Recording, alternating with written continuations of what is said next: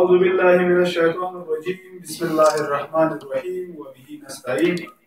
لکه څنګه چې دوستانو تاسو په جریان کې چې د څو ورځو راهیسې د ریاست جمهوري د خوا نه د کابل ښار د بېوزلو غریبو خلکو لپاره مرستې او کومکونه راغلي چې دغه مرستې د ساحې د وکیل صاحب د ګزارانو په لاس باندې توصیې شوي دي. موږ د کابل مدني ټولنو استازي نن دلته راغونډ شوي یو. په دغه پروسه باندې کاملا اعتراض لرو. دغه پروسه کې هیڅ ډول شفافیت نه و موجود. ټول بېوزله او مسکین او غریب خلک د دغه پروسې نه بې برخې پاتې شوي.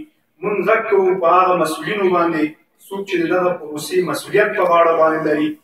په روی شاوال باندې غږ کوو چې دغه پروسه په کومو ځایونو کې تطبیق شوې ده، په هغو کې تفکیک وکړي، تجدید وکړي او هغه کسان چې د غریبو او بېوزلو خلکو مرستې په خپلو فامیلونو، په خپلو اقاربو، په خپلو کورنیو دوستانو که مشرکارانو توضیح کړي د هغو سره حساب وکړي.